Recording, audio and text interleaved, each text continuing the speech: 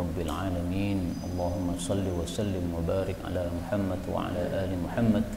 Allahumma anfa'na bima 'allamtana wa 'allimna ma yanfa'una wa zidna ilma wa barik lana fi ilmina warzuqna al-ikhlasa fil qawli wal 'amali kamila wa nas'aluka Allahumma ilman nafi'an la yunsa wa tawfiqan daima wa sihhatan wa afiyah. Amin ya rabbal alamin.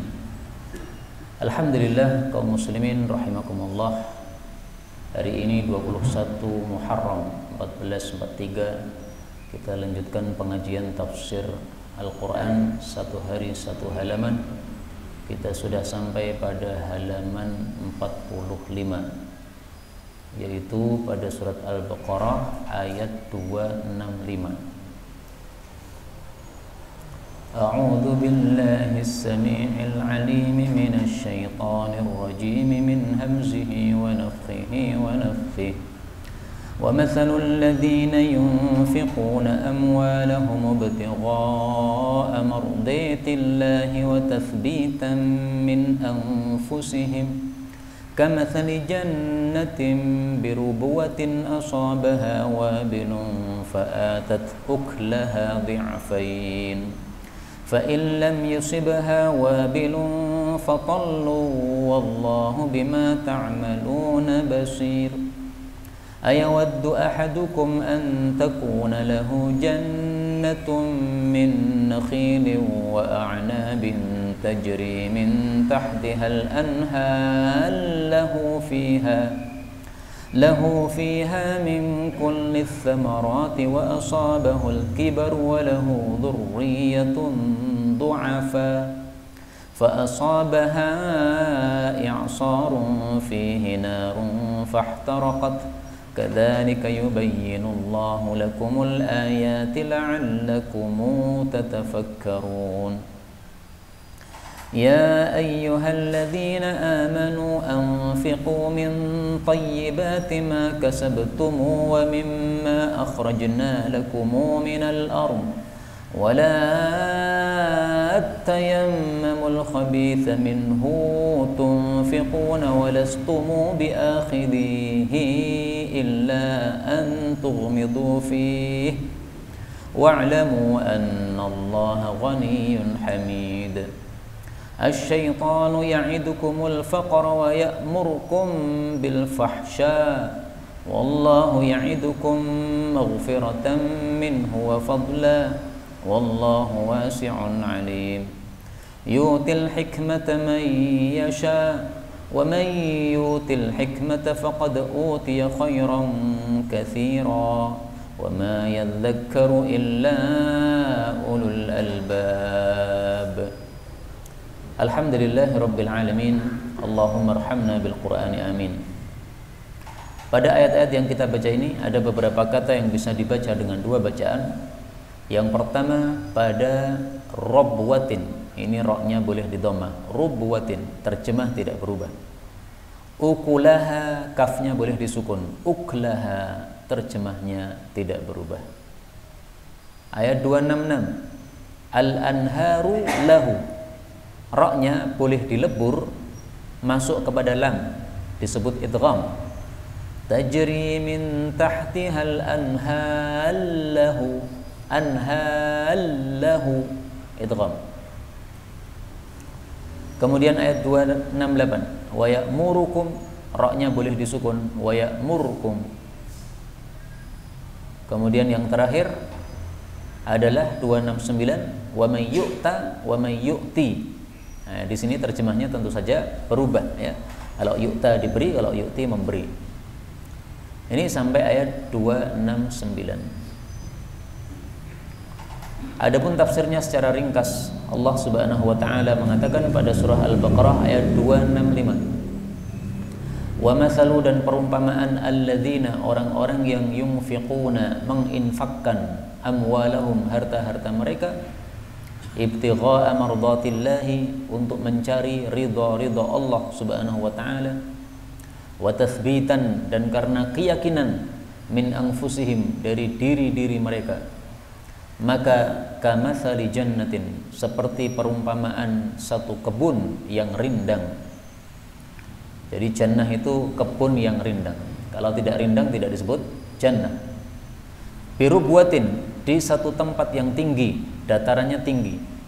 Asabaha, yang mengenainya wabilun, hujan yang lebat.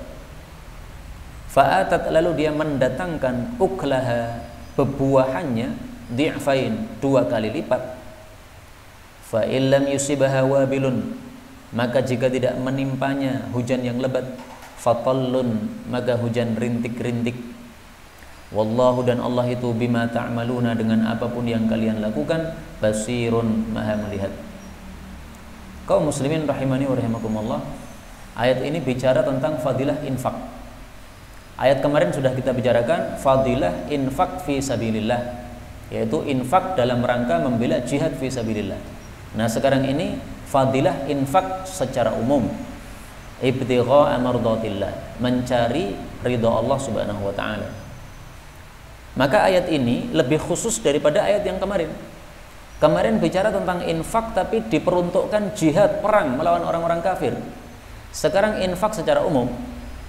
Karena itu termasuk dalam ayat ini seorang suami menafkahkan hartanya untuk menghidupi anak dan istri. Ini termasuk dalam ayat ini.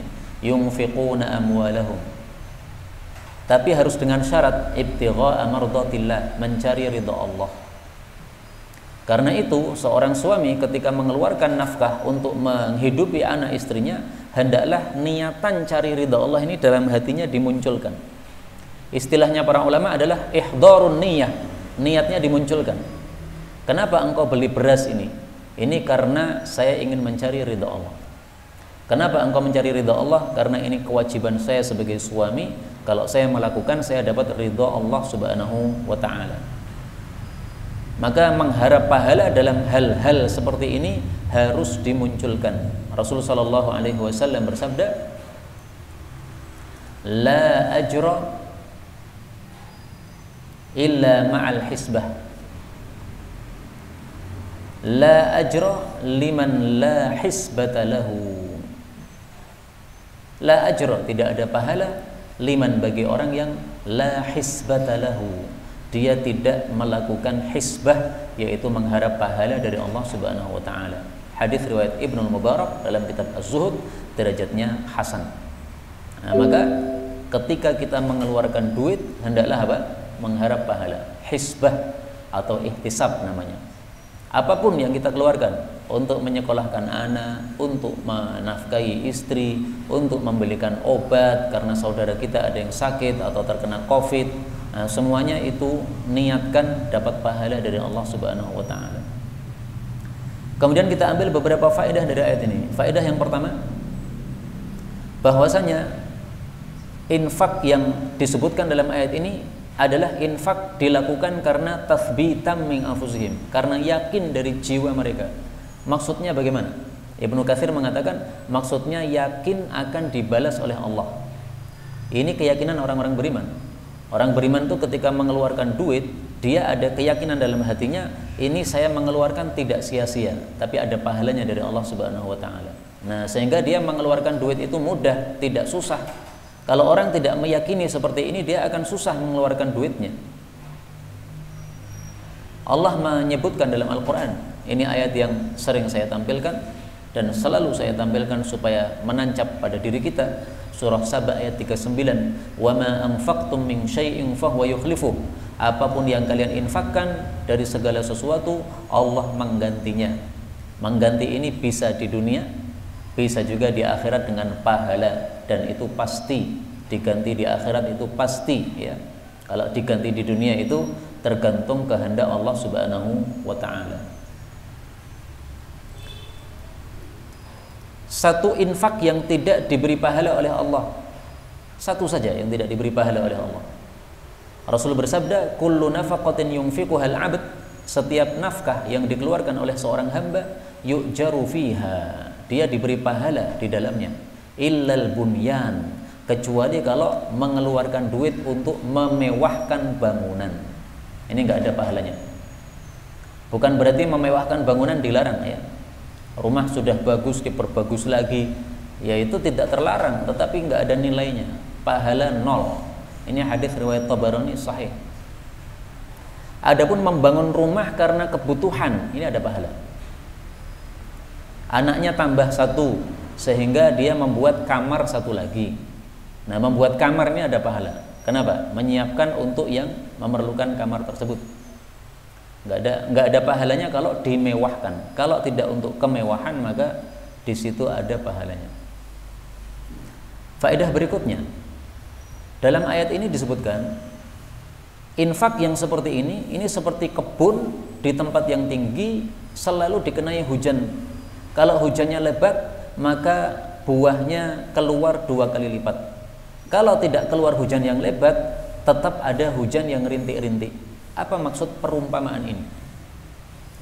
Ibnu Katsir mengatakan, maksudnya perumpamaan ini adalah kebun ini tidak pernah gersang sama sekali. Setiap saat itu ada hujan yang datang. Kadang-kadang hujannya lebat, kadang-kadang hujannya apa? Gerimis.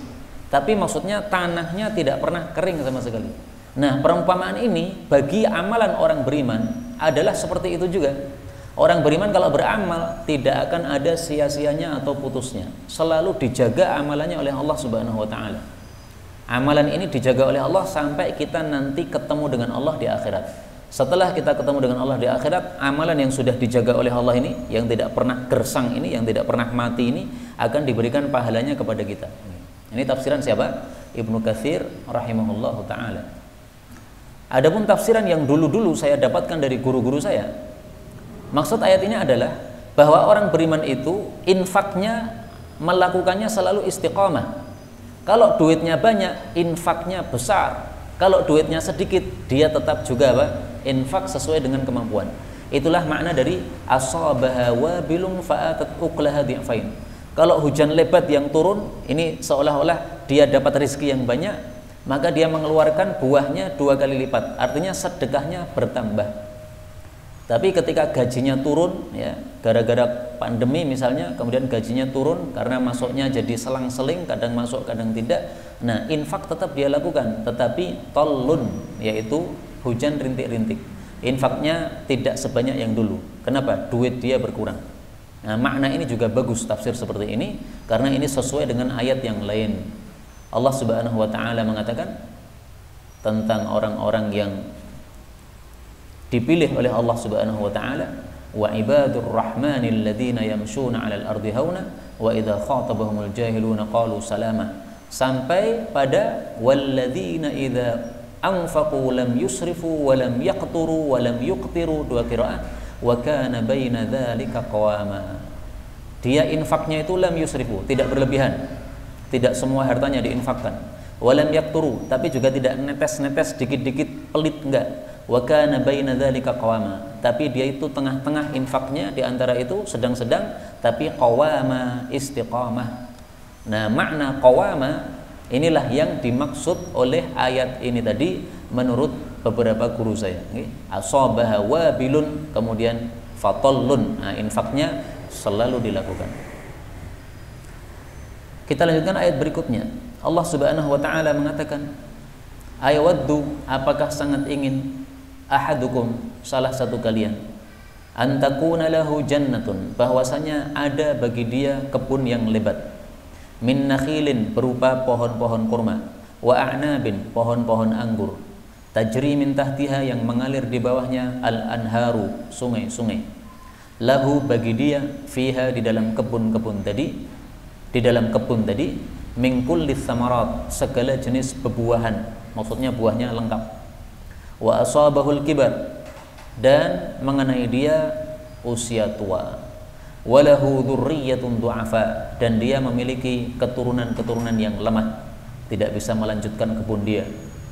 Fa asabaha i'sarun, lalu mengenai kebun itu angin yang dahsyat, fihi narun, di dalamnya ada api, jadi angin mengandung api, panas. Fahtaraqat, maka kebun itu terbakar semua.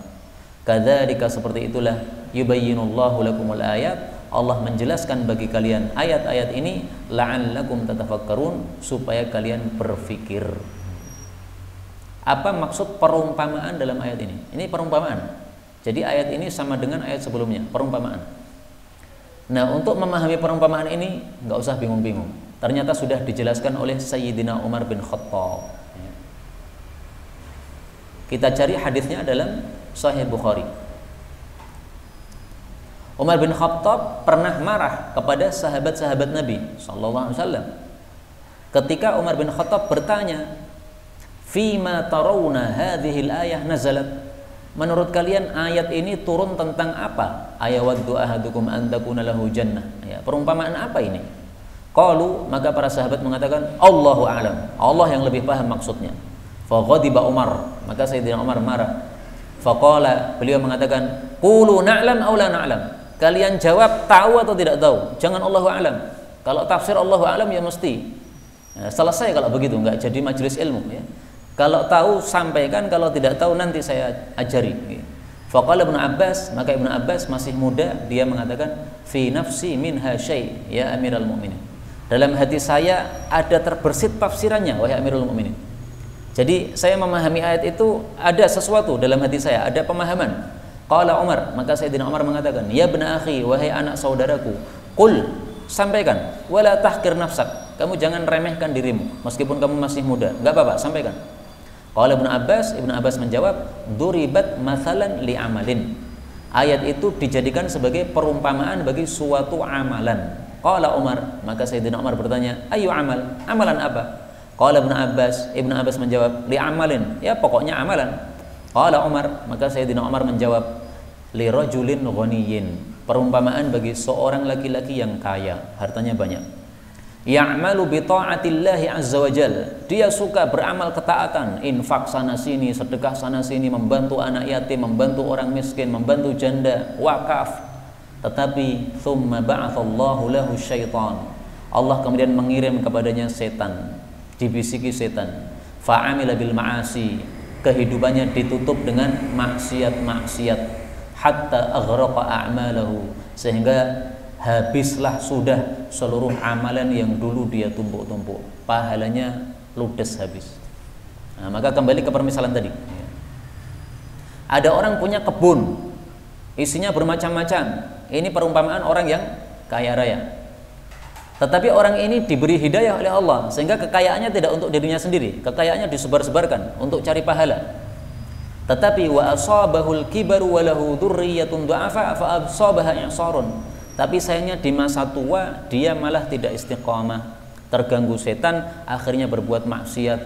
Akhirnya perbuatan maksiat ini menghapus pahala-pahala yang dulu sudah dia tumpuk-tumpuk. Padahal namanya orang tua itu paling perlu pahala, karena tua akan menghadapi apa? Mati. Mati nggak bawa pahala, masuk neraka. Nah, maka ini perumpamaan orang ini tadi, sudah kaya raya, dia hartanya banyak, kebunnya lengkap, tetapi begitu sudah tua renta, anak-anaknya banyak, semuanya anak-anak yang lemah-lemah, tidak bisa melanjutkan bisnis dia atau kebun dia, ternyata kebunnya terbakar habis oleh api yang datang. Dia sudah tua, sudah nggak bisa kerja, anak-anaknya banyak, dia wajib menghidupi mereka, nggak ada duit sama sekali, habis ludes. Nah, maksud ayat ini adalah jangan sampai kita beramal tidak istiqomah seperti ini. Sebelum kita mati, hendaklah kita selalu beramal terus, dan amalan jangan dihentikan, karena kalau amalan berhenti kemudian diganti dengan maksiat-maksiat, maka amalan-amalan yang sudah kita tumpuk akan bisa ludes habis gara-gara maksiat-maksiat yang kita lakukan. Dari ayat ini kita ambil dua pelajaran. Pelajaran yang pertama, bahwasanya orang yang sudah tua, usianya sudah menginjak masa tua, itu lebih pantas untuk beramal kebaikan. Amalnya harus lebih banyak daripada yang muda-muda, atau lebih banyak daripada ketika masa muda. Maka di sini saya sampaikan satu perkataan Imam Nawawi yang sangat bagus di dalam kitab Riyadhus Shalihin. Karena ini kitab terkenal di Indonesia, nah, maka perlu kita tampilkan di sini.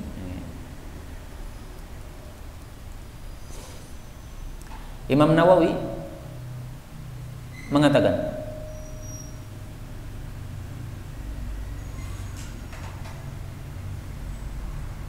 tentang surah Fatir ayat 37. Awalam nu'ammirkum ma yatadzakkaru fihi man tadzakkar wa ja'akumun nadhir. Bukankah kami sudah memberi usia kepada kalian, yaitu usia yang semestinya orang itu bisa mengambil pelajaran pada usia tersebut, yaitu usia tua. dan telah datang kepada kalian pengancam. Ibnu Abbas mengatakan bahwasanya usia itu adalah sittina sana, 60 tahun. Jadi kalau sudah 60 tahun itu mestinya sudah tidak sama sekali berkaitan dengan maksiat. Sudah apa? Sudah mengambil pelajaran. Karena sudah didatangi nadhir, pengancam. Nah, pengancam ini apa? Pengancam ini adalah satu, asyib, uban, ya. Yang kedua, an-nabiyyu sallallahu alaihi wasallam. Nabi sudah datang kepada kita mengancam. Uban sudah datang pada rambut kita, mengancam kita, seolah-olah mengatakan kamu sudah tua, kamu akan segera mati. Nah, kemudian perkataan yang bagus di sini, wa naqalu anna ahlal Madinah, dinukil bahwasanya penduduk Madinah kanu idza balagha ahaduhum 40 sanah, kalau sudah mencapai usia 40 tahun, tafarragha lil ibadah, maka dia fokus untuk ibadah kepada Allah Subhanahu wa taala. Nah, maka yang sudah 40 tahun hendaklah apa? Lebih dahsyat ibadah sebagaimana ahli Madinah. Karena 40 tahun ini berarti sudah menjelang tua. Karena masa muda syabab itu terakhirnya 40 tahun. 41 itu sudah bukan syabab lagi, sudah bukan muda lagi. Jadi menginjak usia 15 itu pemuda sampai usia terakhir 40.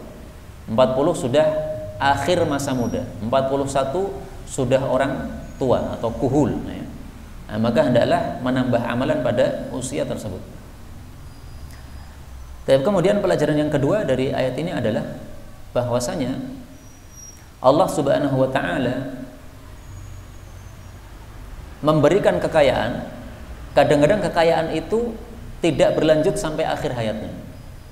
Kekayaan kadang-kadang berhenti di tengah kita masih punya usia, gitu. Jadi kekayaan tidak berlanjut sampai keturunan kita. Karena itu hal ini mengingatkan kita terhadap sabda Nabi SAW. Beliau mengatakan, "Ightanim khamsan qabla khamsin." Gunakanlah kesempatan 5 sebelum 5 yang lain.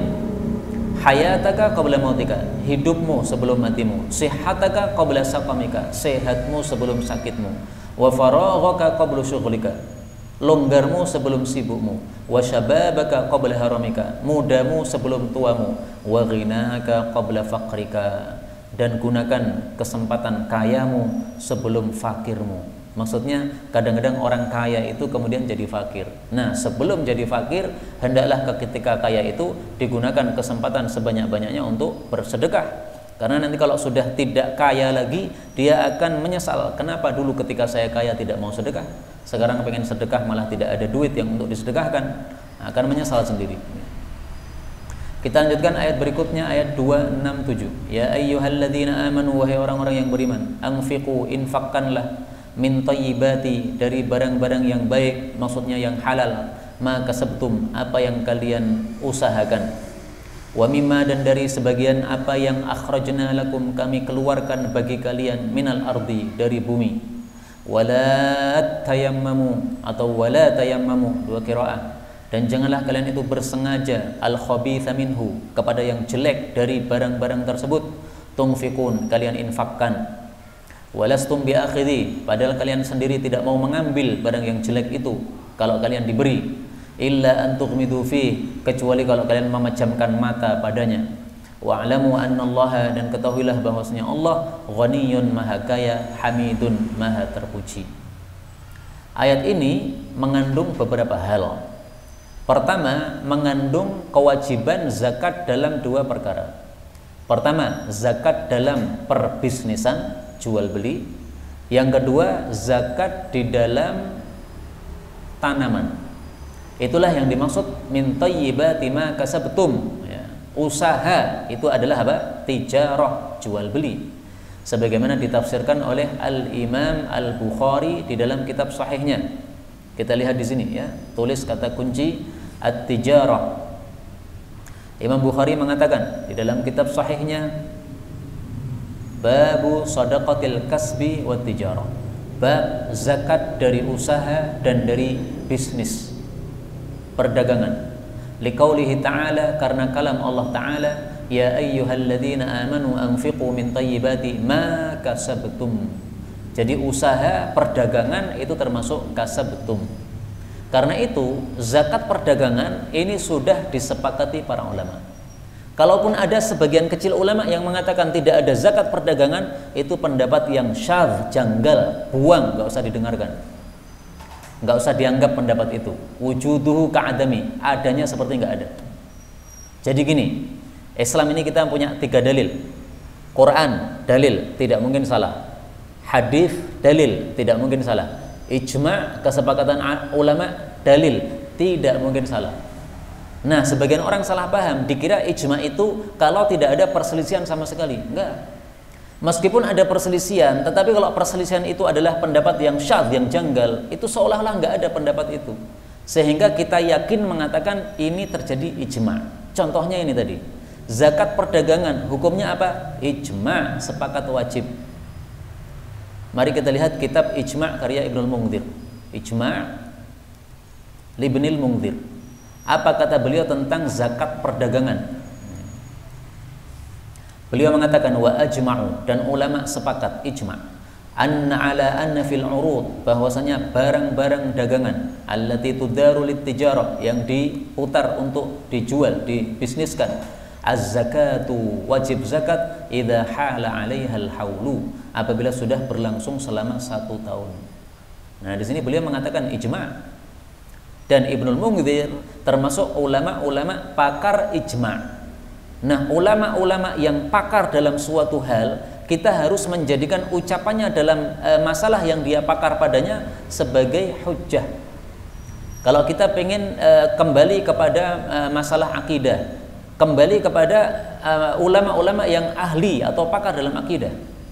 Kita pengen bicara masalah hadis, kembali kepada ulama yang ahli hadis, Imam Bukhari, Imam Tirmidzi, Imam Abu Dawud dan sebagainya. Ini masalah ijma' ini ada pakar-pakarnya masing-masing. Ibnul Mungdzir termasuk pakar ijma'. Nah, kalau beliau mengatakan sudah ijma', berarti kita yakini sudah ijma'. Lah, bagaimana dengan pendapat Syaukani yang mengatakan bisnis ini tidak ada zakatnya? Itu pendapat syadz, buang, nggak usah dipakai. Contoh yang lain. Para ulama sepakat bahwasanya air laut bisa digunakan untuk wudhu, tidak makruh sama sekali. Menyelisih mereka, Abdullah bin Amr, Abdullah bin Umar mengatakan makruh bahwasanya air laut digunakan untuk bersuci. Ini pendapat syadz, nggak usah dipakai. Para ulama sepakat bahwasanya suami haram mengumpuli istri, dimasukkan pada duburnya, haram. Menyelisih mereka Ibnu Umar. Kita katakan pendapat syadz, nggak usah dipakai, nggak usah ditolak. Para ulama sepakat bahwasanya nikah mut'ah hukumnya apa? Haram. Menyelisih mereka Ibnu Abbas, pendapatnya syadz, nggak usah dipakai. Jadi seolah-olah apa? Tidak ada pendapat itu. Bisa dipahami? Jadi tidak semua perselisihan pendapat itu bisa dipakai, enggak. Perhatikan kaidah yang saya tulis di sini. Ini kaidah sangat penting. Walaysa kullu khilafin jaa mu'tabara illa khilafun lahu hadzun minan nadhari. Dan tidaklah segala perselisihan pendapat yang datang itu bisa dianggap atau bisa dianggap mu'tabar, kecuali perselisihan yang memang pantas untuk ditinjau, artinya dia punya dalil sehingga pendapat itu kuat. Tapi kalau pendapat yang mengatakan boleh mengumpuli istri pada dubur, sama sekali nggak ada dalil yang kuat. Membolehkan nikah mut'ah, sama sekali nggak ada dalil yang kuat. Mengatakan zakat perdagangan tidak ada zakatnya, sama sekali nggak punya hujjah yang kuat. Baik, kembali ke sini. Kemudian zakat tanaman, akhrajna lakum minal ard, yang dikeluarkan dari bumi. Ini sebenarnya tidak tanaman saja ya, termasuk juga kita menemukan harta karun, termasuk juga itu adalah tambang, itu yang dikeluarkan dari tanaman. Tapi yang saya jelaskan pada sore hari ini adalah tentang zakat tanaman. Zakat tanaman yang wajib hanya 4 saja. Sebagaimana sabda Rasulullah sallallahu alaihi wasallam yang kita temukan dalam kitab Bulughul Maram min Adillatil Ahkam, tulis Al-Asnaf Al-Arba'ah. Rasul sallallahu alaihi wasallam bersabda, La ta'khudha fi shadaqah, jangan mengambil dalam zakat illa min hadhil asnafil arba'ah, kecuali dari 4 macam tanaman ini. Asy-sya'ir, gandum, wal hintah, dan gandum yang bagus, waz zabib, dan kismis, wat tamr, dan kurma. Berarti tanaman itu dibagi 2. Ada kalanya biji-bijian, ada kalanya buah-buahan. Yang biji-bijian yang wajib dizakati adalah biji-bijian yang bisa dijadikan makanan pokok. Kalau di Arab itu adalah syair dan hintah. Kalau di Indonesia adalah beras. Maka beras ada zakatnya, padi ada zakatnya. Yang kedua, buah-buahan. Buah-buahan yang ada zakatnya cuma 2. Kurma sama kismis. Kismis sama kurma. Ya, kismis itu anggur yang dikeringkan, ya. Anggur yang dikeringkan. Ya.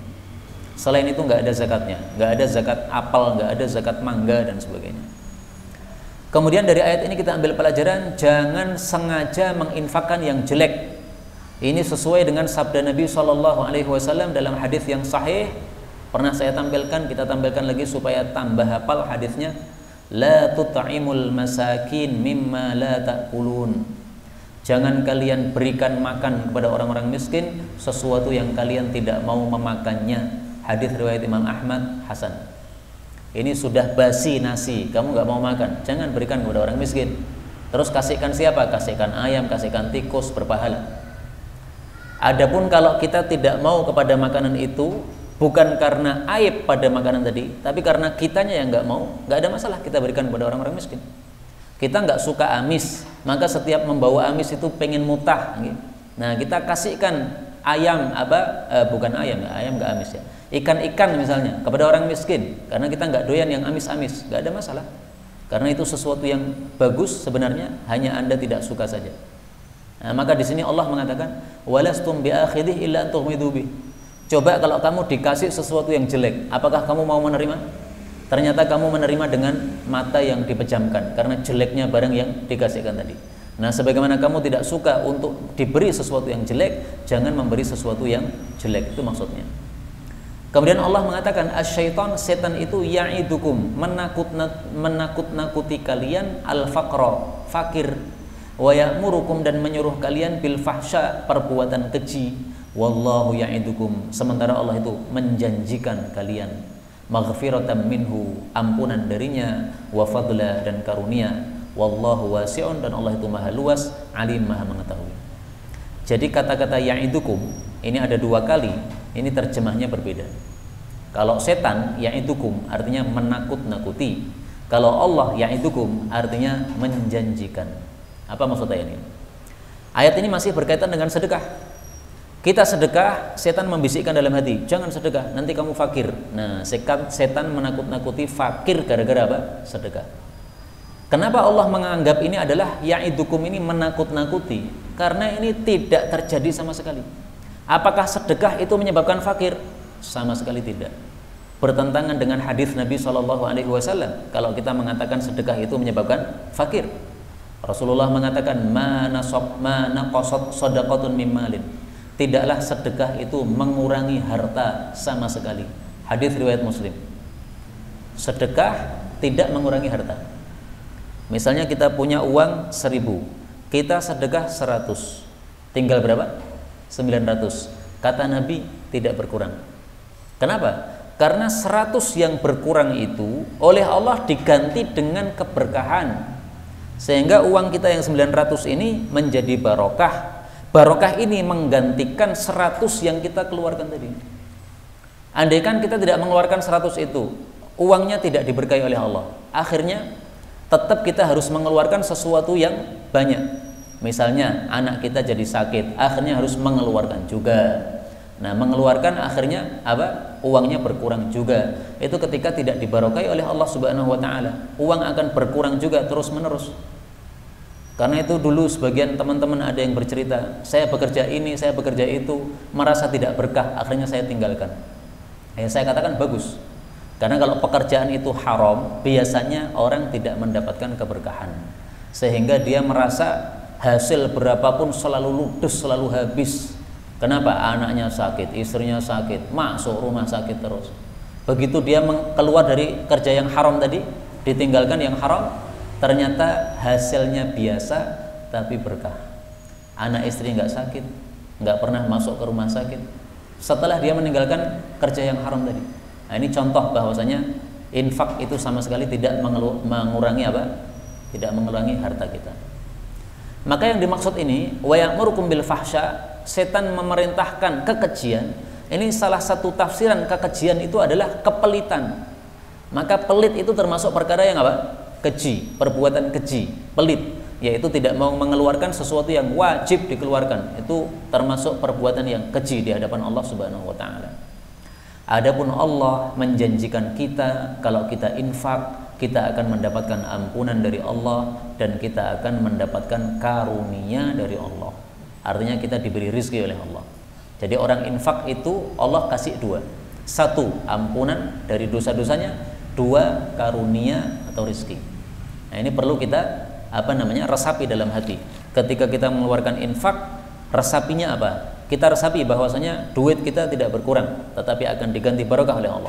Kita resapi bahwasanya ketika kita keluarkan infak itu langsung dua Allah kasih ganti, ampunan sama karunia. Pasti dijanjikan karunia oleh Allah Subhanahu wa taala. Kenapa? Karena Allah itu maha luas sehingga Dia selalu memberikan karunia kepada orang-orang yang sedekah. Dan ini mengingatkan kita sabda Nabi sallallahu alaihi wasallam. Rasul sallallahu alaihi wasallam bersabda, "Ama alimta, apa kamu tidak tahu? Anna malakan yunadi fis sama, bahwa ada malaikat menyeru di langit, yaqul, mengucapkan, Allahumma ja'al lima limunfikin khalafa, ya Allah berilah ganti bagi hartanya orang yang infak, wa ja'al lima limumsikin talafa, berilah kehancuran bagi hartanya orang yang menahan dari infak." Hadis riwayat Tabarani, derajatnya hasan. Dan dalam hadis riwayat Bukhari bahwasanya ucapan ini diucapkan oleh malaikat yusbihul ibad, setiap hari pada pagi hari. Malaikat ngomong seperti itu. Karena itu banyak dari para ulama yang menghasung kita melakukan infak setiap hari, supaya apa? Kita mendapatkan ganti dari Allah Subhanahu wa taala setiap hari. Kemudian Allah mengatakan yu'til hikmata, Allah itu memberikan kebijaksanaan may yasha, kepada siapapun yang Dia kehendaki. Wa may yu'til hikmah, dan barang siapa yang Allah berikan kebijaksanaan, atau wa may yu'tal hikmah, barang siapa yang diberi kebijaksanaan, faqad utiya khairan katsira, sungguh dia diberi kebaikan yang banyak. Wa ma yadzakkar, dan tidaklah mengambil peringatan illa ulul albab, kecuali orang-orang yang memiliki fikiran yang lurus. Ibnu Katsir mengatakan, hikmah ini menurut mayoritas para ulama ini bukan hanya kenabian. Karena ada sebagian ulama mengatakan hikmah itu apa? Kenabian. Nah, kata Ibnu Katsir, menurut mayoritas para ulama hikmah itu tidak harus kenabian. Lah terus hikmah itu apa? Hikmah itu adalah lebih luas daripada itu, yaitu kepahaman dalam hal agama, itu hikmah. Allah turunkan Quran, Allah turunkan Nabi membawa hadis. Kalau kita paham Quran hadis, itu namanya hikmah. Dalilnya apa? Dalilnya sabda Nabi SAW. Lihat sabda Nabi SAW. La hasada illa fitnatain. Tidak pantas kita iri kecuali kepada dua orang. Apa saja dua orang itu?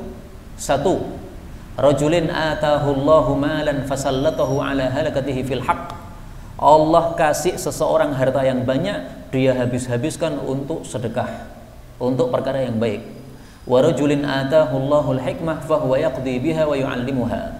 Allah berikan kepada seseorang hikmah, lalu dia memutuskan dengan hikmah tadi dan mengajarkan hikmah tersebut. Hadis muttafaqun alaih.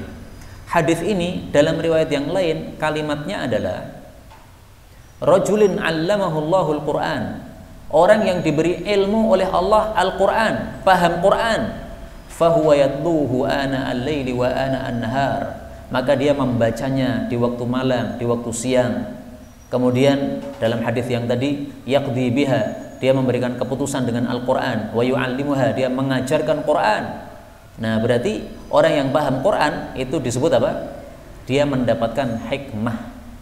Karena itu sekarang kita mempelajari tafsir Quran ini dalam rangka kita mendapatkan hikmah dari Allah Subhanahu wa taala. Kalau kita paham tafsir Quran, berarti kita itu yu'tal hikmah, diberi hikmah oleh Allah. Dan siapa yang diberi hikmah berarti utiya khairan katsira, diberi kebaikan yang sangat banyak. Apa pemberian Allah yang perlu untuk kita bangga padanya? Kita lihat dalam Al-Qur'an. Surat Yunus kayaknya ya. Surat Yunus ayat 58. Qul bi fadlillahi wa bi rahmatihi fabidzalika falyafrahu. Katakanlah, hanya dengan karunia Allah dan hanya dengan rahmat Allah hendaklah manusia itu bergembira. Huwa khairum mimma yajma'un. Itu lebih baik daripada apa yang dikumpulkan oleh manusia, yaitu kekayaan dunia. Yang dimaksud karunia Allah itu adalah Islam. Yang dimaksud rahmat Allah adalah Quran. Jadi kita disuruh oleh Allah bangga kalau sudah diberi Islam. Alhamdulillah kita sudah diberi Islam. Tinggal satu, mari kita juga memiliki Quran. Bagaimana maksudnya memiliki Quran itu? Baca Quran, pelajari tafsirnya, diamalkan isinya. Mudah-mudahan semuanya kita mendapatkan fadilah dan rahmat dari Allah secara sempurna, sehingga kita termasuk orang-orang yang diberi hikmah secara sempurna. Amin ya rabbal alamin. Wallahu a'lam bissawab. Walhamdulillahi rabbil alamin.